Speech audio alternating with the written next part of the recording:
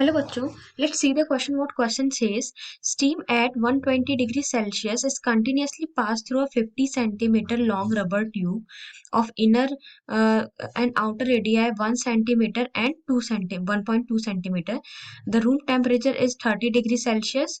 Calculate the rate of heat flow through the wall of the tube. Thermal conductivity of the rubber is equals to 0.15. यानी question में हमें given है कि एक steam है जो 120 डिग्री सेल्सियस पे कंटिन्यूअसली पास हो रहा है through a 50 centimetre long rubber tube.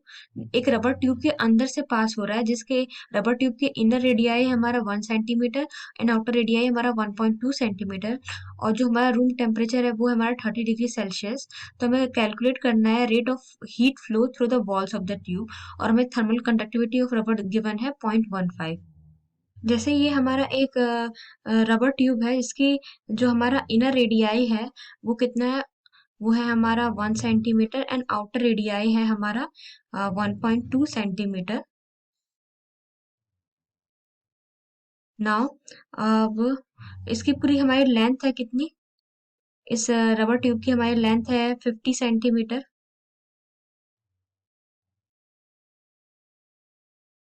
Suppose इसकी थिकनेस है हमारा x, तो जो हमारा rate of flow of heat हो जाएगा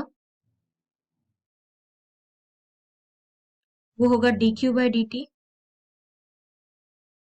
सो small Q, suppose rate of flow of heat हमारा स्मॉल क्यू है, dq/dt is equals to ka delta t by dx। इसको हम लिख सकते हैं के ए को हम लिखेंगे 2πx into length delta t by dx। तो इसे मैं लिख सकती हूँ q इज इक्वल्स टू क्या आया हमारा, q इज इक्वल्स टू आया हमारा k into 2πx l into delta t by dx। तो इसमें से dx बाय dx हम लिख सकते हैं 2π kl बाय q और ये क्या आ जाएगा हमारा डेल्टा t है, इसको हम dt भी लिख सकते हैं और इसको हम इंटीग्रेशन कर देते हैं r1 से r2 तक।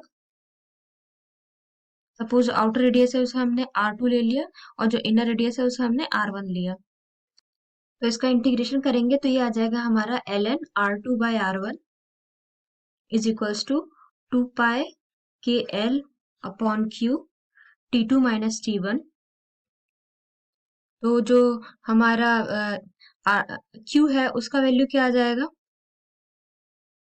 q हमारा फाइनली आ जाएगा 2π kl upon ln r2 by r1 t2 minus t1। इसमें हम सारी वैल्यूज रख लेंगे तो ये आ जाएगा q is equals to 2π 3.14, k का वैल्यू हमें दिया है 0.15, लेंथ है हमारी 50 सेंटीमीटर, लेंथ है हमारा 50 centimetre that is 1/2 metre. T2 minus T1, T2 है हमारा 30 डिग्री सेल्सियस और T1 है हमारा 120 डिग्री सेल्सियस अपॉन अपॉन में ln R2 by R1। R2 है हमारा 1.2 एंड R1 है हमारा 1 सेंटीमीटर। अब देखिए यहाँ पे जो हमारा ये 30 माइनस 120 है वो हमारा नेगेटिव में आ रहा है।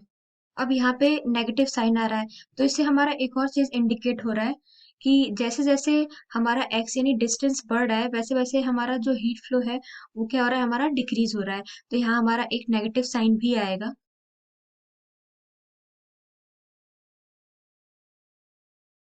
तो फाइनली जो हमारा q का वैल्यू आ जाए ये आएगा हमारा 232.5 जूल पर सेकेंड, जिसको हम अप्रोक्सीमेटली 233 जूल पर सेकेंड मान सकते हैं। तो हमारा फाइनल आंसर आया 233 जूल पर second. I hope the concept is clear. Thank you.